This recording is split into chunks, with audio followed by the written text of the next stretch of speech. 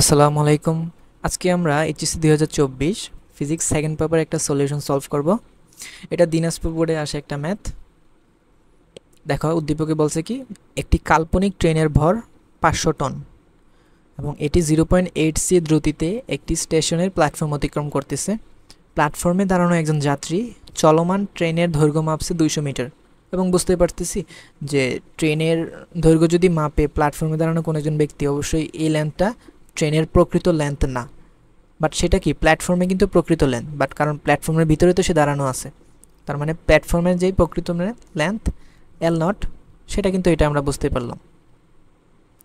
আচ্ছা, এই যে ভরটা সেটা কি, সেটা হচ্ছে ট্রেনের প্রকৃত ভর এম নট, এবং এটা হচ্ছে ভেলোসিটি। সো আমরা জিনিসগুলো ডিটারমাইন করে ফেললাম। এখন আমাদের গ বের করতে হবে। গতে বলছে কি, ট্রেনের আপেক্ষিক গতিশক্তি বের করো। সো সিম্পলি নর্মাল গতিশক্তি কি, half m v square, but আমরা জানি যখন একটা বস্তুর বেগ অনেক বেশি থাকে তখন কিন্তু এই সূত্রটা অ্যাপ্লিকেবল না, তখন আমাদের আপেক্ষিক গতিশক্তি বের করতে হয়। সো রিলেটিভ যে গতিশক্তি সেটা কি হয়, তার টোটাল যে গতিশক্তি মাইনাস তার যে নিশ্চল অবস্থায় গতিশক্তি, সেই দুইটার কি বিয়োগফলের সমান। সো টোটাল গতিশক্তির যে এম, সেটা আমরা লিখতে পারি m not root over 1 minus v square by c square into c square minus m not c square. So এখান থেকে যদি তুমি এম নট সি স্কোয়ার যদি কমন নাও, এখানে বাকি রইল কি রুট ওভার 1 মাইনাস ভি এর মান যেহেতু 0.8 সো এখানে নিচে শুধু 0.8 স্কোয়ারই বাকি থাকবে, মাইনাস 1। সো এম নটের মান 500 ton. So 500 into 10 cube into c square মানে 9 ইন্টু 10⁻16 ইন্টু, আচ্ছা এখানে যেটাই আসে সেটা যদি আমরা এখন গুণ দিই, আমরা দেখবো আমাদের অ্যান্সার হবে 3 ইন্টু 10⁻12 জুল। ওকে, সো এটা হচ্ছে আমাদের গড় অ্যান্সার। সো এখন আমাদের ঘ নাম্বারটার পালা। ট্রেনের কোনো যাত্রী যদি প্ল্যাটফর্মে দৈর্ঘ্য মাপে, তাহলে দৈর্ঘ্যের কি কোনো পরিবর্তন পাবে? সো আমরা তো বলছিলাম যে প্ল্যাটফর্মে দাঁড়ানো একজন যাত্রী, সে সাপোজ এটা হচ্ছে সেই প্ল্যাটফর্মটা। সো সেই প্ল্যাটফর্মে দাঁড়ানো একজন ব্যক্তি দাঁড়ানো আছে। এখন এই ব্যক্তিটা একটা ট্রেন 0.8 বেগে, অনেক বেশি বেগে সামনের দিকে যাইতেছে। সো সেই ট্রেনের যে লেন্থটা পাইছে সেটা কত, 200 মিটার। অর্থাৎ সে যে লেন্থে পাক, অর্থাৎ এটা তো একটা পরিমাপ, এখন সেই পরিমাপটাই কি তার এই পরিমাপের সমান পাইছে।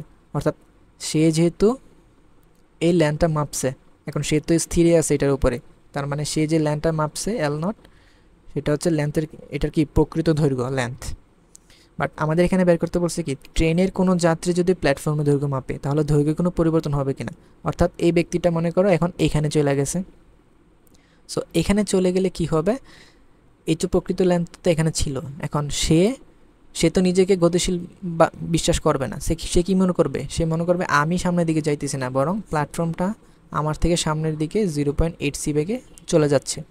সো এখন ট্রেনের ভিতরে যে ব্যক্তিটা আছে সে কি কোনো স্থির কোনো কাঠামোতে আছে না, গতিশীল মিডিয়ামে আছে। সো গতিশীল মিডিয়ামে যদি কোনো একজন অবস্থানরত কোনো একজন ব্যক্তি অন্য কিছুর দৈর্ঘ্য বা ভর যদি মাপে, তাহলে সে আপেক্ষিক যে লেন্থ, আপেক্ষিক যে ভর, আপেক্ষিক যে সময়, সেই জিনিসগুলো মাপে। সো আমাদের এখানে আপেক্ষিক লেন্থটাই বের করতে হবে। সো আমরা জানি আপেক্ষিক লেন্থ হচ্ছে প্রকৃত length into root over 1 minus v square by c square. So আচ্ছা, আপেক্ষিক লেন্থ কত এখানে, সরি প্রকৃত লেন্থ কত, 200 metre into root over 1 minus 0.8 square c square by c square.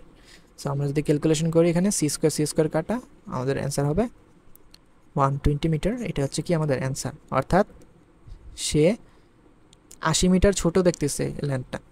এই যে ট্রেনের ভিতরে যে যাত্রী আছে সে দেখতেছে এটার লেন্থ কত, 120 মিটার, বাট প্রকৃতপক্ষে 200 মিটার, সেটা 80 মিটার সে কি দেখতেছে, ছোট দেখতেছে। বুঝতে পারছো? এই হচ্ছে আমাদের সলিউশন। আশা করি বুঝতে পারছো। আল্লাহ হাফেজ।